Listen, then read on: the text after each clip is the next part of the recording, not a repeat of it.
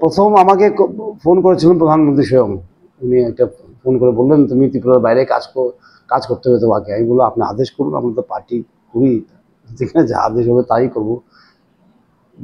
এরকমই কথা হয়েছে ওনার সঙ্গে। তারপর আমাকে ফোন করেছে মুখ্যমন্ত্রী তেলেঙ্গানার, বলে ওয়েলকাম টু তেলেঙ্গানা। তখন আমি জানলাম যে আমি তেলেঙ্গানা রাজ্যপাল হয়ে যাচ্ছি।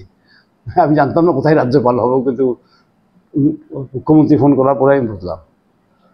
সার্বিক এই বিষয়টা কিরকম লাগছে নিজের একটা দেখুন, ভালো, এতদিন পরে একজন ত্রিপুরার লোক, ঠিক না, রাজ্যপাল হচ্ছে, সেটা একটা রেকর্ড একটা হচ্ছে, ভালো।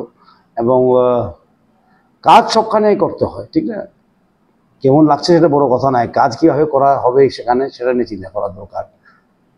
মুখ্যমন্ত্রী ছিলাম তখন কাজ করেছি একরকম, তখন তো একটা পলিটিক্যাল পদও ছিল সেটা, ঠিক না, পার্টি ওয়াইজ। এখন তো রাজ্যপাল যখন, সেটা কি সাংবিধানিক পোস্ট, ঠিক না, সেটা অন্যরকম কাজ। ওখানে মুখ্যমন্ত্রীর সঙ্গে মিলে কাজ করতে হবে, সংবিধানকে রক্ষা পায়, সংবিধান যেমন ঠিকমতো চলে সেটা রাজ্যপালের দেখা। এবং সাংবিধানিক পদ এবং মন্ত্রী পদে অনেক বেশ কম, যাই হোক, আমার মন্ত্রী পদের অভিজ্ঞতা আছে 5 বছর, কিন্তু সাংবিধানিক পদের অভিজ্ঞতা আমার নাই, গিয়ে বুঝে নেব।